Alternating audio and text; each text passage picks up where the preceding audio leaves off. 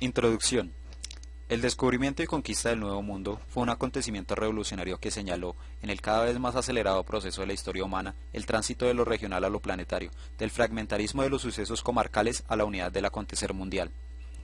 Una de sus consecuencias, en el plano de las superestructuras, fue el cambio de la cosmovisión forjada por las nacionalidades europeas que salían de sus crisálidas feudales y se encontraron, de pronto, con una tarea imperial para cumplir a miles de kilómetros de sus hogares geográficos. Y otra consecuencia, generada por la acción combinada de las anteriores, fue el surgimiento de una ideología afirmadora de los derechos de las naciones navegantes del Viejo Mundo al disfrute y sojuzgamiento de las tierras y humanidades recién alumbradas por la antorcha viajera del Occidente. Geógrafos, cronistas, antropólogos prácticos o intuitivos, anteriores a la antropología científica, curiosos impertinentes, teólogos de armas tomar y soldados de fortuna llegados al continente americano en la fabulosa media centuria que va de 1492 a 1550.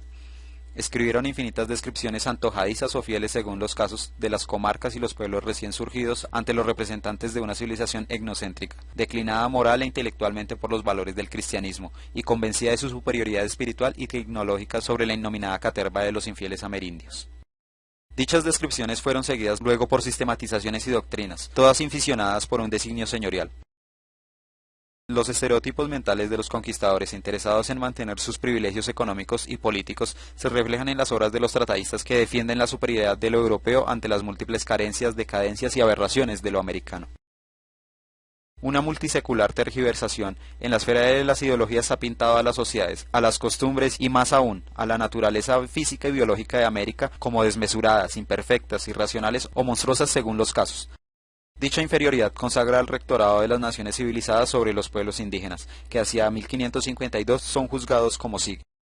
Ninguna justicia hay entre ellos, andan desnudos, no tienen amor ni vergüenza, son asnos, abobados, alocados, insensatos, no tienen en nada matarse o matar, no guardan verdad sino en su provecho, son inconstantes, no saben qué cosa sea consejo, son ingratísimos y amigos de novedades. Précianse de borrachos, tienen vinos de diversas hierbas, frutas, raíces y granos. Emborráchanse también con humo y con ciertas hierbas que los saca de seso. Son bestiales en los vicios. Ninguna cortesía tienen mozos a viejos ni hijos a padres. No son capaces de doctrina ni castigo. Son traidores, crueles y vengativos, que nunca perdonan. Inimicísimos de religión, haraganes, ladrones, mentirosos y de juicios bajos y apocados. No guardan fe ni orden, no guardan lealtad maridos a mujeres ni mujeres a maridos. Son hechiceros, agoreros, nigrománticos, son cobardes como liebres, sucios como puercos, comen piojos, arañas y gusanos crudos doquiera que los hayan. No tienen arte ni maña de hombres.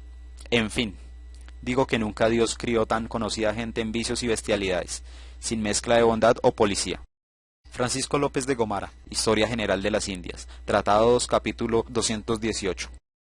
Nota. López de Gomara plagió textualmente esta página del informe del dominico Tomás Ortiz, presentado en 1524 ante el Consejo de Indias. A su vez, Ortiz confiesa haber copiado a Fray Pedro de Córdoba. A partir del juicio transcrito, uno solo, entre centenares de infundidos semejantes, todo era permitido, posible y plausible para los conquistadores y colonizadores.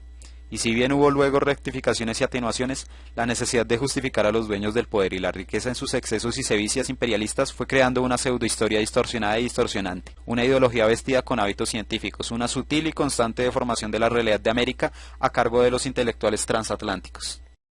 Aclaro que en el presente ensayo se entiende por ideología el enmascaramiento de la realidad, básicamente económica, mediante un aparato pretendidamente racionalizador que oculta los propósitos del grupo dominante con una cortina de humo filosófica, ética y aún estética.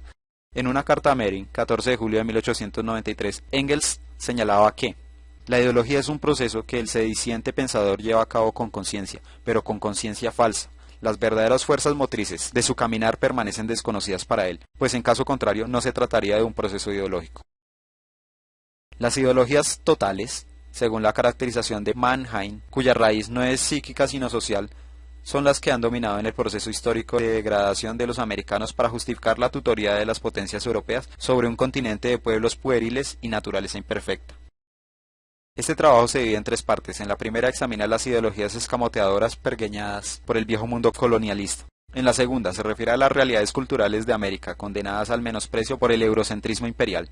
En la tercera, que se publicará en otro tomo posteriormente, se estudia la ósmosis operada a nivel popular, no oficial, en el legado que transculturaron los pueblos ibéricos y las pautas y rasgos culturales del trasfondo indígena.